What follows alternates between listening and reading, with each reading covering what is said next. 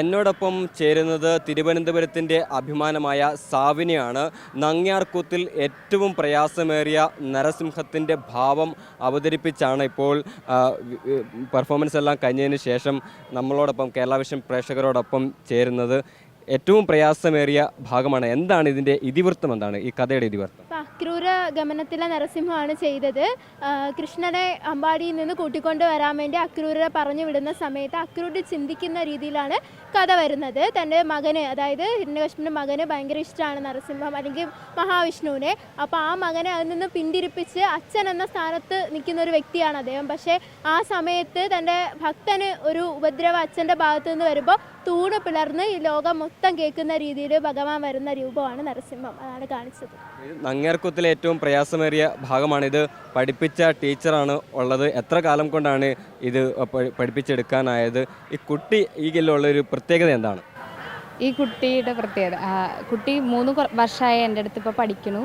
കലോത്സവം ആ സമയത്താണ് ആദ്യമായിട്ട് വന്നത്. ആദ്യം ഒരു 3-4 മാസത്തിലാണ് പഠിച്ചത്.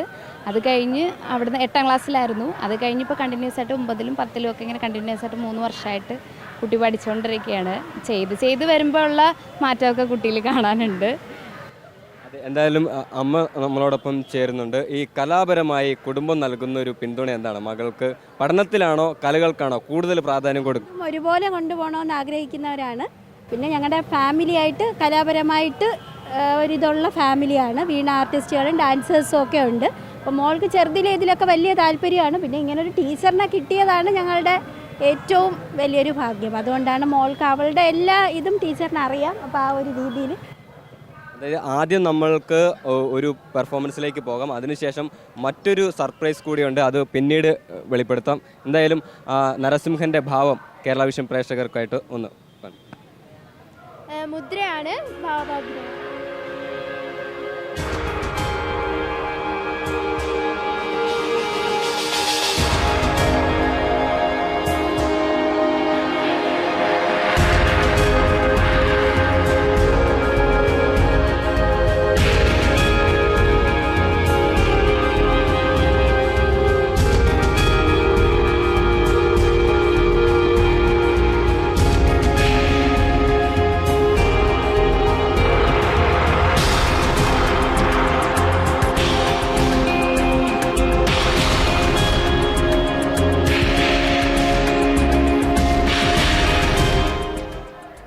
ഒരുപാട് ഊർജം വേണ്ട ഒരു കലാപരമായിട്ടുള്ളൊരു കഴിവ് വേണ്ട ഒരു കാര്യമാണ് നങ്ങ്യാർകൂത്തെന്ന് മനസ്സിലായി.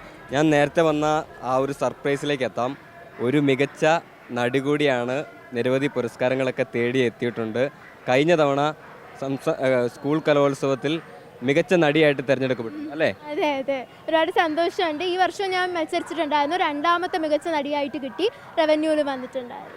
അതെന്താണ് ആ സ്കിറ്റ് നാടകം എന്തായിരുന്നു? എന്ന് പറയുമ്പോൾ ഇപ്പോൾ ഒരുപാട് പ്രശസ്തി ഉണ്ട്. നമ്മുടെ എല്ലാവരുടെയും അതേ പാരൻസ് കുട്ടികളെ പഠനം എന്നുള്ളൊരു ചിന്തയിലാണ് വളർത്തുന്നത്. ആ സമയത്ത് അകപ്പെട്ടു പോകുന്ന, അവർക്ക് നഷ്ടപ്പെടുന്ന ഒരുപാട് ചിന്തകളുണ്ട്.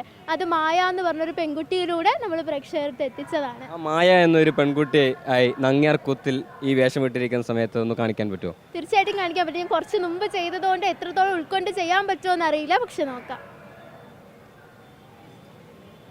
ഈ 4 ചുമരുകൾക്കുള്ളിൽ ഇരുട്ടാണ്, കൂരിരുട്ട്. നിറമുള്ള കാഴ്ചകളെല്ലാം ഈ ജനാലയ്ക്കപ്പുറത്താണ്. നിങ്ങൾ കേട്ടിട്ടില്ലേ പാപ്പാത്തിയുടെ ആ പാട്ട്? ഞാൻ കേട്ടിട്ടുണ്ട്. സ്വപ്നത്തിൽ ഞാൻ അവിടെ പോവാറുണ്ട്, അവരോടൊക്കെ ഇരിക്കാറുണ്ട്. പക്ഷെ ഇന്ന് എനിക്ക് അവിടെ പോകണം. സ്വപ്നത്തിലല്ല, ജീവിതത്തിൽ ഞാൻ ഇന്ന് അവിടെ പോകും. ഈ പഠനം എന്ന ചിന്തയിൽ നിന്ന് ഞാൻ അവിടെ പോകണം. അതായിരിക്കണം ഓരോ പെണ്ണിന്റെയും ആവശ്യം.